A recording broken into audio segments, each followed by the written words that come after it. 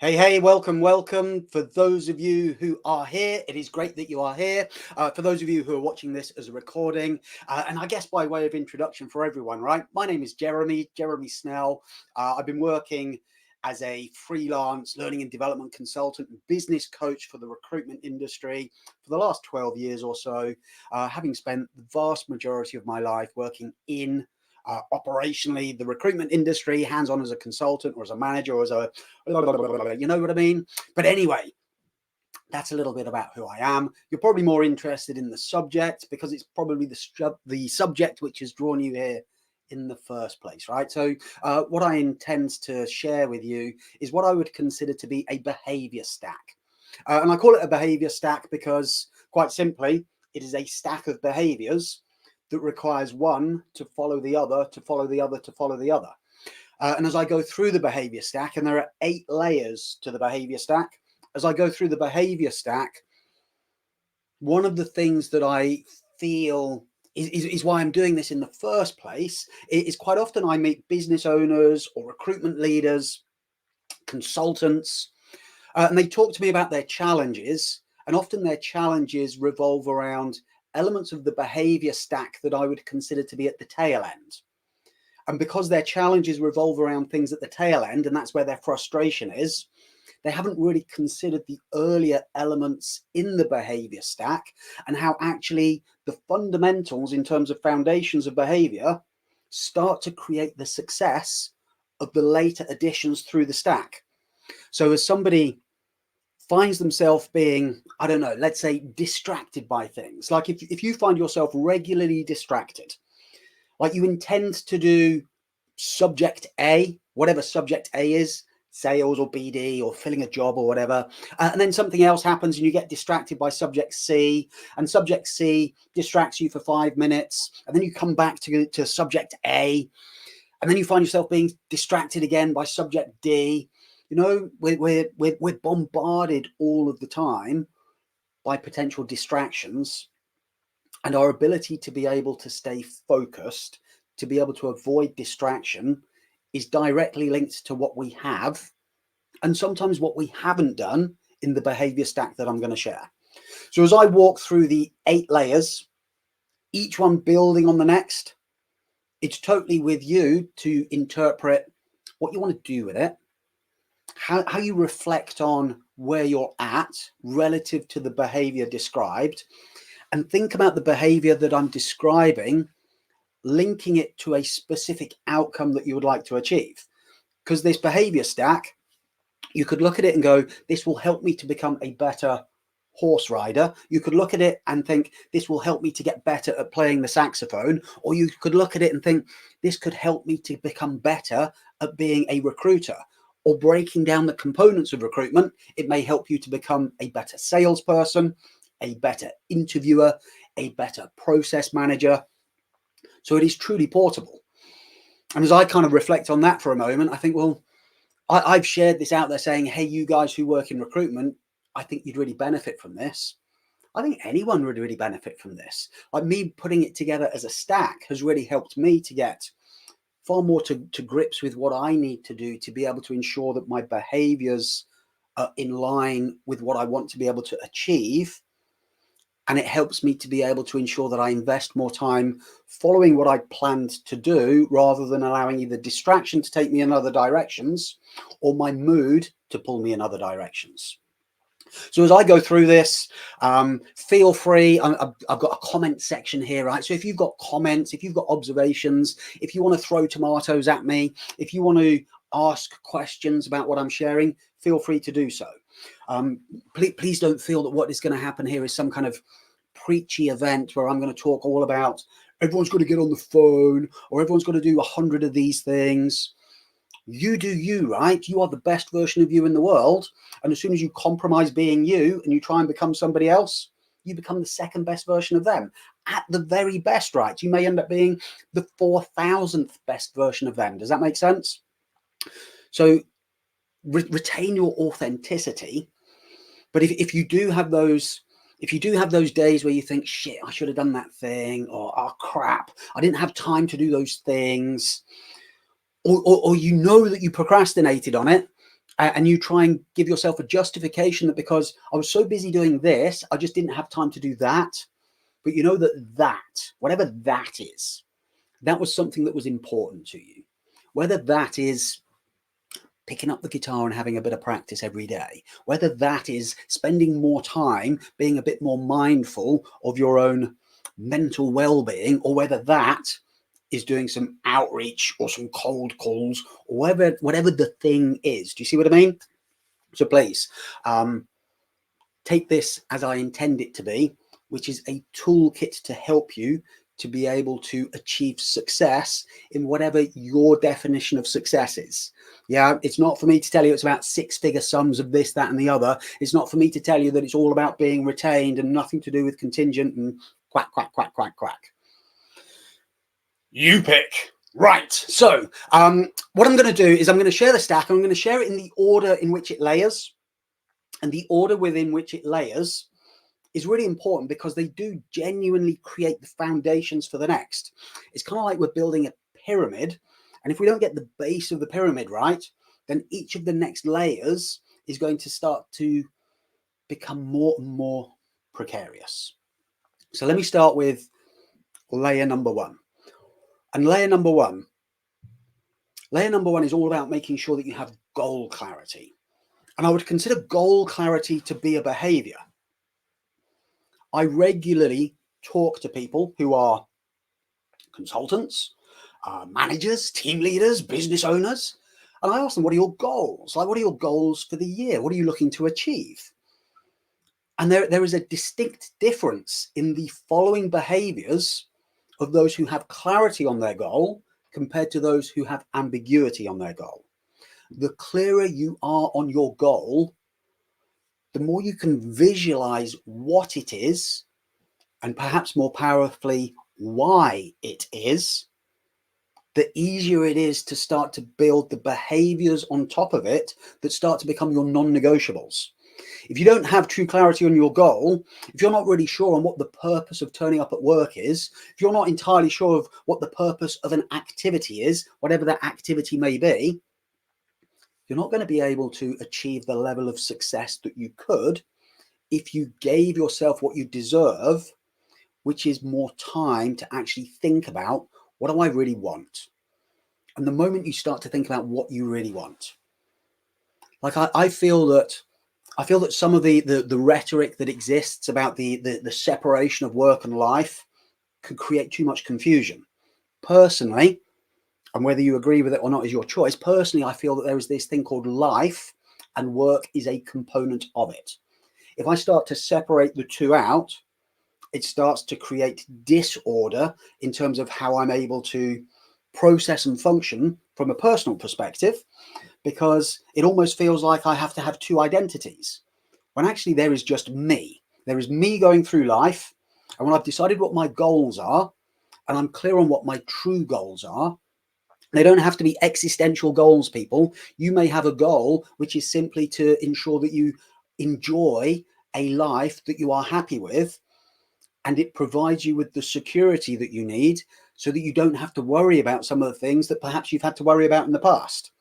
And that starts as being quite a large amorphous goal that you can then start to refine and refine to get clearer and clearer as to what does that actually look like, and how far into the future is that going to be possible.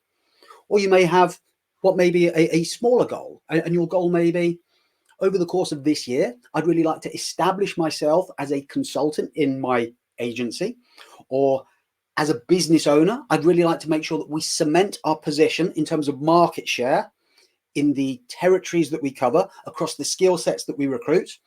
And we start to set this goal that helps us to then think about, how do we make that happen? And the moment we have a true behavior, and the behavior is to sit down for a minimum of 45 minutes to really think about, what are my true goals? What am I looking to achieve? Why are these things going to be important to me? And whether your goal is a what goal, like this is what I would like to achieve, or your goal is a why goal, this is why I choose to do what I do. The clearer you are on your goal, the easier it is then to be able to bring the next level, that next stage, that next behavior into the stack.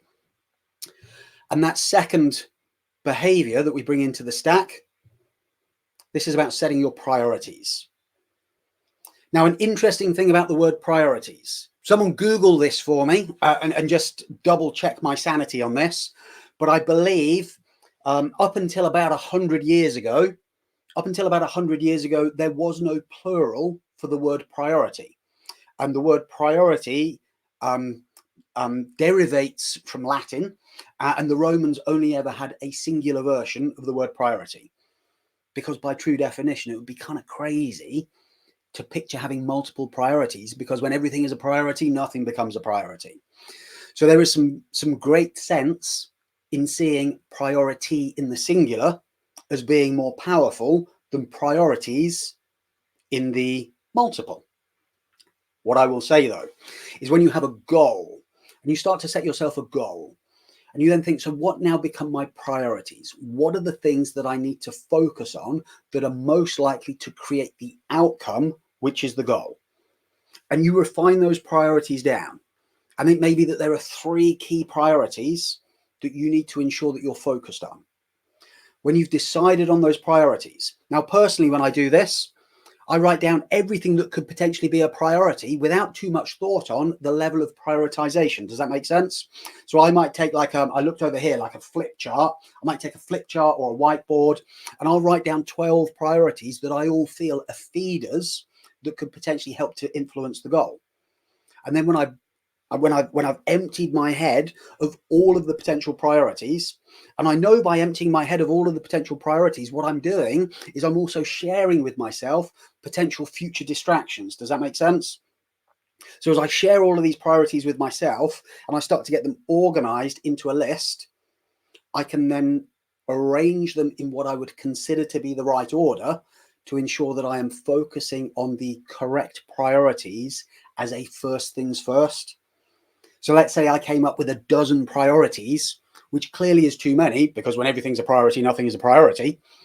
And from that, I can then pick that one and this one and that one I feel are the strongest, i.e. the most important, i.e. the priorities that I need to focus on.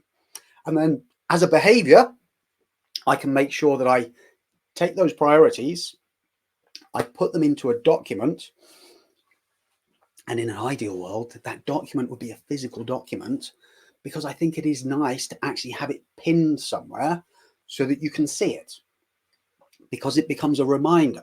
Because whenever you start a task, you catch yourself being distracted by something, and you pause for a moment with good behavior and say, why am I choosing to do this? And why am I choosing to do this now? You then look at your priorities. Does it deliver to one of the 3 priorities that I've identified that will make the biggest difference? And if the answer is no, why are you doing it, my friend?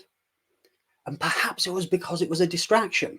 Perhaps it was because you were doing some proactive work on LinkedIn, and then you saw somebody else saying, hey, I've been doing this and it's produced really good results. And you thought, oh, I'll have a bit of that.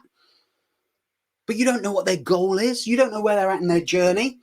And you start to take other people's priorities and embrace them because they appear to be getting the results that you desire, without really having enough understanding of where are you at, what are you doing, why did you pick that, and how did you go about doing it. Now, I can see there's a couple of things that may potentially be in the chat here. Yes, indeed. Whoever has typed that, it says LinkedIn user only. It doesn't have a name, but the person who chooses 2 rabbits catches neither. I'm going to share that with my dog later. Often when I take the dog out, he is in exactly the same position. He's so keen on catching a rabbit. However, he never seems to achieve it because he hadn't decided with purpose at the beginning which one he was going to be going after. So I hope everyone's clear in the way that I'm describing priorities, right? I hope everyone's happy with that idea that you invest this time to think about, what are my true goals? What do I really want to be able to achieve? It's either going to become a what thing or it becomes a why based thing. And it's then, what are my priorities? So you might have a goal, which is a life goal. This is what I want to achieve with my life in the next 12 months. And then one of the priorities is, so what do I now need to do from a work perspective that helps to be able to generate that? Because if your goal is, I would like to spend more time with my family, my young family, then you've got to think about, so now what becomes my priority at work? What do I need to make sure that I'm doing with the 40 hours that I invest in it, or the 25 hours that I give to it, so that I start to get the most out of it? So my priority becomes my behavior. And so many people talk to me about their challenges with time management. Truly, they don't have time management issues. What they have is goal orientated issues or priority based issues, or what may actually fall out of that, which is the next thing, which is structure. Because when you have goals and then you've got priorities and you've decided these are the 3 feeder priorities, the enabling factors that create the goal, you can then create structure. When you start to create a structure to ensure that you are providing yourself with a non-negotiable calendar as to how you're going to do that, or a structure as to how you are going to create process, how you're going to create a structure within your business to help to be able to deliver it. Only yesterday, I was working with some managers within a recruitment business, and I asked them the question, what are you most proud of about your team? And one of them said, what I'm most proud of is we have a really high success rate of conversion of CVs into interviews. In fact, pretty much every CV turns into an interview. So I could see why the manager would be proud of the team's capability. So when I followed it up with, so what is the strength that exists in your team that allows them to be able to generate that result? And she thought about it for a moment. She said it's the quality of their matching. Initially, she said it's the quality of the candidates that they find, and then refined it to actually it's the quality of the matching, because they're so good at being able to create the match that the client agrees with. CVs convert into interviews the vast majority of the time, if not all of the time, and in very quick timescales. So there are very little delays, which then means that they convert into placements far more frequently. So she was able to identify, this is what I'm most proud of, and was then able to identify, this is what I believe is the strength of the team that creates that. Well, then when we think about a structure, why don't we structure more of our outreach, more of our sales activity, more of our account development revolving around what is our core strength? Does that make sense? So if we have a goal to be able to grow the revenues of a team, we set a priority, and the priority is we need to ensure that we are winning new customers each quarter to complement the ones that we're retaining. Structurally, we need to make sure that our structure is designed to make that an easy process. So we need to make sure we're allocating time. And not only are we allocating time, we're creating a structure that makes it easier so that a higher percentage of the people we reach out to find it easy to say yes to us. So structure can be calendar. Structure can also be process. Structure can also be messaging. So it's kind of like 3 tiers to structure. And the really interesting feedback from that manager yesterday was, yeah, we don't really seem to talk about that in our sales outreach. Yet on reflection, it is the team's superpower. So can you see that there is an opportunity to become a little bit more structured around things that are your strengths when you've got clarity on goal, when you slow down to think about the priorities and then truly think about structurally, how do we ensure we get the most out of this? 4th in the stack. So if we have structure, we can then plan with purpose. And when we plan with purpose, so this is one of the pushbacks that I hear from people, right? Jeremy, I need to get better at time management. I've tried that thing, right? So it starts with, I've tried that thing where you write a timetable for the day and then I try and stick to it, but I never seem to be able to stick to it. So what they're saying is, I create a structure, but on interrogation, or maybe polite conversation, however they choose to feel it is, on interrogation, it turns out that there isn't a great deal of planning inside the structure. So structurally, they might say between the hours of 10 and 11, I will be doing this activity, but very little planning has actually taken place to create the granularity of what will happen in that hour. So the hour begins and they're not fully planned. And because they're not fully planned for the hour, the first part of the hour is a bit of a scrabble to be able to find the resources that they need to do the activity. And because it's a bit of a scrabble to find all of the resources. They go into rapid planning mode, which I would describe as being a little too frantic. And because it is rapid and because it is less thought out, there is less commitment to what is actually being planned. The commitment is higher to the structure than it is to the plan. And because the commitment is higher to the structure than it is to the plan, because the plan itself has been cobbled together in what may be 5 or 6 minutes at the beginning of the hour that they intended to do the task, they're now totally wide open to this thing called distraction, because other things may start to feel more valuable. And because other things start to feel more valuable, the lack of granularity in the plan is what stops people from actually getting a full return from that time. So Joel asks in the chat, how granular should goals and priorities be? The granularity of goals and priorities, part of it is driven by you, Joel. Like the granularity of a goal. Like I've worked with people in the last 2 weeks where the goal has been as granular as, I want to be able to generate £355,000 worth of net fee income from permanent placements across a portfolio of a minimum of 15 clients. Right, so they had a very number-centric, financially orientated goal. I've worked with other people in the last 2 weeks where one of them said, I want to be able to buy a yacht. I want to buy a yacht, fine. And then looked at, so what do I actually need to be able to do to start to be able to buy a yacht? But the goal was as simple as, I want to buy a yacht. This is how big it is. This is how much they cost. This is where I'm going to keep it. This is how much it will cost to harbor it, right? So they've done enough work to actually make it feel like they could picture owning the yacht. But the goal now is just like, it's a photograph of the yacht. Does that make sense? And then I've worked with other people. In fact, last week I was working with somebody and their goal was, I've been managing this team now for 18 months. Now that I've been managing the team for 18 months, I feel like I really want to be able to get a handle on the team and put my stamp on it. So their goal really was to create a personal brand as a good manager so that it could become a vehicle to help them to get to their next step. So the granularity, Joel, is very much linked to the clarity with which you can picture what it is that you want, and in part how easy it is to draw those pictures. The priorities should be action orientated, like strategies. So it becomes a strategy of, here are 3 strategies that will help me to be able to achieve that. And those strategies could be granular in terms of measurables.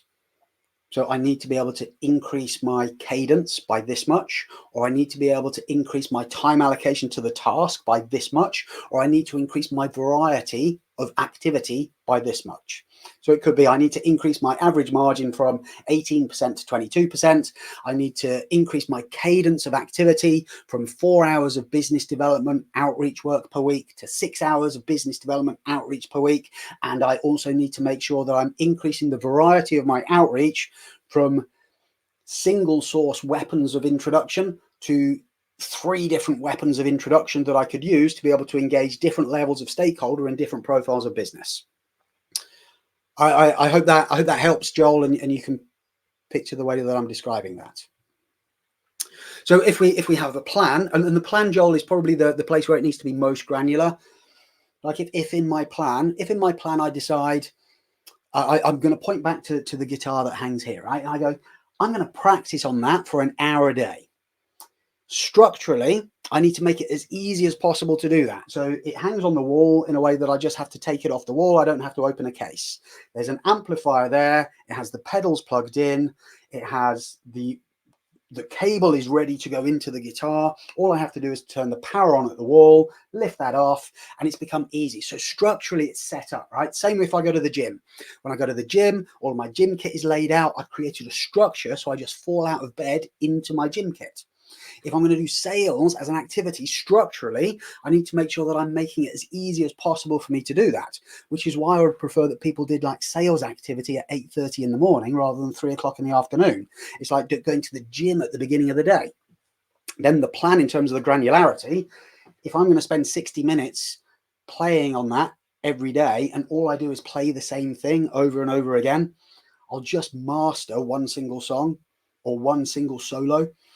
Whereas if I have more of a granular plan of, this is what I feel I need to practice. I need to get better at hammer-ons or barré chords or minor chords or songs at 220 beats per minute or whatever the thing is. When I start to think about what do I truly need to practice, now I can plan with granularity. People don't, in my opinion, plan with enough granularity for activity. They say, I'm going to do some sales calls this afternoon, or I'm going to work on this job this afternoon. And then they do the planning in a micro moment that creates too much ambiguity. And because they're not fully committed to the plan, they either get distracted or they follow their mood. And if you've known me for any period of time, one of the things I do say with regular frequency is follow the plan, not your mood. So planning with purpose. At number 5, and this is where the rubber meets the road, people, because number 5 is discipline. Discipline is a definite behavior. The more disciplined you are, the less open to distraction you become. We all have discipline in our body. It is amazing how disciplined some recruitment businesses are, because as soon as it hits 12 o'clock, 75% of the consultants get up and go, I'm going for lunch, right? The discipline to be able to leave your chair bang on noon every day. The discipline to be able to sit through an entire movie without distraction. The discipline that it takes to be able to follow a call list. Like, it's all the same thing. It's the same root behavior. It's called discipline. And discipline only becomes available to people when they have a plan. And the plan only matters if it feels as though it has purpose. There is a purpose to lunch. There is a purpose to watching this movie. There is a purpose to many things that we have discipline for. If we don't have enough purpose to our plan because we rushed the planning, or we don't have enough purpose to the plan because the structure wasn't strong enough to actually give us a reason why we're doing it linked to our priorities, discipline just flies away in the breeze, you know? Not many people like it when they tell me, I need to get better at planning. And I highlight, as you get better at planning, you're also going to need to become more disciplined. Like, discipline doesn't sound like a nice thing initially, but discipline is so rewarding. The discipline of being able to practice for an hour every day. The discipline that I feel that I have in my life now that I go to the gym at 6 o'clock in the morning before anything else begins. You know, it creates habit. It creates behavior. And as it creates habit and it creates behavior, that discipline itself will only continue for as long as the structure and the plan are in place. And the structure and the plan will only continue if the priorities remain in line with the goal. And if the goals and the priorities aren't being regularly checked, just as that reminder of, why do I choose to do this thing? It could become easy to say, I don't feel like going to the gym today, it's cold. The car's going to need de-icing. I don't feel like practicing the guitar today because I'm going to cook dinner instead. Or I don't feel like doing any sales calls today because no one's got any jobs anyway, so I may as well just catch up with some regular clients to discover that they're still not hiring. You know, like, the discipline falls away because the foundations that it's built on haven't been revisited and consistently checked. So discipline for me is a biggie. Like, it's the biggest component in the stack. And it is the most frequently missed in people's stack because the two previous elements are too soggy. They're too weak. They can't hold what is required, which is the weight of good discipline. So again, folks, I hope the way that I'm describing that makes sense, because once we've got discipline, suddenly what appears is the opportunity to practice. And this is where the adoption of a growth mindset becomes important. You may be able to say, I'm not very good at insert thing. I'm not very good at lifting weights. I'm not very good at running. I'm not very good at playing the guitar. I'm not very good at sales calls. I'm not very good at paying attention in a client meeting. Whatever the thing is, I'm not very good at maths. That's a limited belief that shows a fixed mindset. Growth mindset, I'm painfully aware of the fact that I'm not very good at the guitar today, but I know exactly what it's going to take for me to be able to get to a point where I am better, and I know what I need to practice, and I know how long that's going to take, and I know when I'm going to do it, and I know what I'll be doing in that practice to ensure that I am getting better. Practice is the foundation for getting good at stuff. Repetition is the mother of all skill. Anything that you feel unskilled at is probably more linked to a lack of practice than it is a lack of talent. And if there's been a lack of practice, it's because there's been a lack of discipline. And if there's been a lack of discipline, it's because there hasn't been enough of a granular plan to actually make sure that it happens. And that granular plan hasn't been in place because there hasn't been enough structure. So can you see how going up and down the behavior stack, we can see the importance of those foundation stones in ensuring that we're driving the next. Because once we've got practice taking place, we become confident in our actions. It is the most commonly requested thing that I get in any coaching or any training. When I ask people, what would you like to be able to get from this session? And I get the little hand up, I'd like to be more confident. I'd like to be more confident in my cold calls. Or a hand goes, I'd like to feel more confident with what I post on LinkedIn. I get a bit worried that when I post stuff and it doesn't get any comments, that it's irrelevant. Like confidence isn't something that I can give to people. Confidence is something that people release in themselves. And ultimately that confidence comes from doing. You don't get confident to do sales and then do it. You do sales feeling a lack of confidence, and your confidence builds as you start to realize through practice, we all have the ability to be able to do it, including you and including them. It is the choices that we make that is linked to the discipline with which we choose to practice. So confidence. If you feel as though you need confidence in a specific area, life, job, tactics, think meaningfully about how much practice have I actually given myself, and was it true practice or did I just have a go?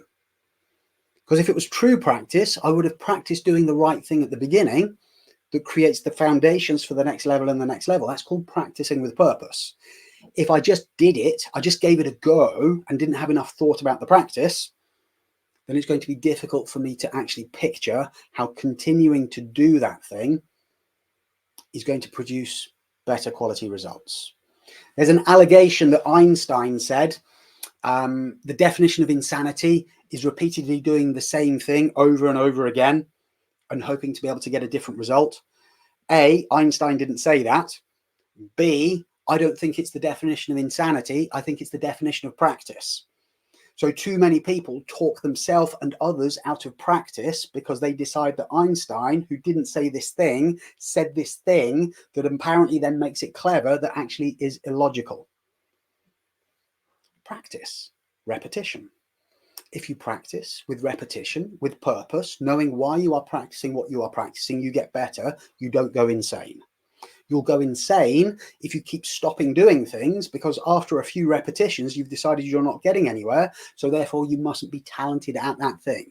You'll end up with the world's biggest collection of musical instruments or end up with the world's longest CV full of the most eclectic list of jobs that's ever existed on the planet. So practicing people creates confidence. Confidence is craved by so many people. So if you want more confidence, start by reviewing your goals. Start at the bottom of the stack. Because if you just go back one step, you may not have gone far enough back to actually build the foundations to get confident. Because once you're confident doing stuff, you start to have fun. And my job, I believe that my job is to help people to have more fun at work. I don't necessarily feel my job is to help them to make more placements or to make more money. I think that those are the outcomes that happen that create fun. So really, if I can help people to have more fun at work, you have more fun because you're enjoying it, and you tend to be enjoying it because you're good at it. And because you're good at it and you're enjoying it, it doesn't feel quite as work orientated as perhaps it did in the past.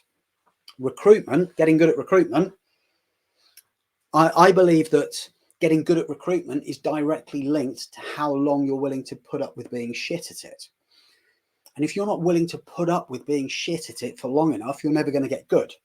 And I think that's the same for so many things. To get good at anything, there has to be a period of time that you put up with being shit at it. When you put up with being shit at it, but you then start to apply a more purposeful practice routine, the period of time that you're not good at it reduces. And for some people, it can last forever because they don't put the work in at the beginning to get out of that particular zone. And once we're having fun, and we're having fun because we're getting good at it, then we get consistent results. So consistent results becomes the cherry on top of the 8 behavior stacks. And again, I'm regularly asked by people, how can I become more consistent at insert whatever the skill is or whatever the outcome is? How can I become more consistent at selling retainers? How do I become more consistent at picking up contract jobs instead of perm jobs? How do I become more consistent at finding clients that will hire more than 5 temps in one go rather than single temps for sickness cover? But if you want those results, let's start by going right to the beginning of the behavior stack. And as we go to the beginning of the behavior stack, let's look at the goals, let's look at the priorities, let's look at the structure that you've put into place, let's look at your plan in its granularity, let's look at the level of discipline that you are applying to that very plan. And then let's look at, as you apply that discipline, the quality of your practice, the purpose with which you're doing that, the confidence that you're now building, and the fun that you're now having. And then, my friend, the results will follow. So in the behavior stack, those 8 things, they genuinely build on each other. And if you're too quick to move to that next behavior, if you've decided, I know what my goal is, I just want to make more money. Dude, that's not a goal. That's like a wish. Put some more purpose into the goal setting. Really get granular with yourself. Why? And what are you going to do with it? And what would happen if you didn't? So why does it matter? And if it doesn't matter that much, are you willing to do the things that are required, that may be the sacrifices that is part of the journey through discipline to help you to be able to get there? So I appreciate that as a stack of behaviors, there are a lot of choices that are involved for you. It's not for me to tell you exactly what you should be doing in each of those places, but I hope you have some clarity to really think about how much you could influence the quality of the results that you're getting, the success that you are having or not having, that could be directly tracked back to the foundations of goals, the importance of priorities, the quality of the structure that you put in place, the planning that you then do at a granular level to ensure that that structure gives you the benefits that you deserve so that you can practice with purpose, so that you've got that discipline coming through. And then you start to feel more confident, and then it becomes fun, and then you get the results. So if you've got any feedback or any questions, I'm here. If you're watching this as a recording and you have feedback and questions, I'm still here, but you can send me a direct message. If you've taken anything from this and you feel like you can start to get realigned with whether it is work, whether it is something which is a hobby, whether it's something which is just totally getting more out of life, I find what I've just gone through to be meaningful and purposeful and valuable. If you feel that in even a sense of modicum, then I'm really pleased for you. So cool. That's me kind of like, whew, I feel like now the wind is out of my sails. I've shared all of the things that I wanted to share. If you've got any questions, you can ping me a direct message. You can ask it in the chat. You know where to find me. I'd like to be doing more sessions like this because I enjoy the process, right? I enjoy the broadcast side of things. So if there's any particular subjects that you feel could be of value to you, feel free to stick it into some form of chat or messaging process. Other than that, gang, squad, people, whatever the collective noun is for people watching a LinkedIn Live, I'll see you on another one, right? And if we're not connected and you have the inkling to do so, feel free to send me a connection request. See you all very soon. Bye-bye. Have fun.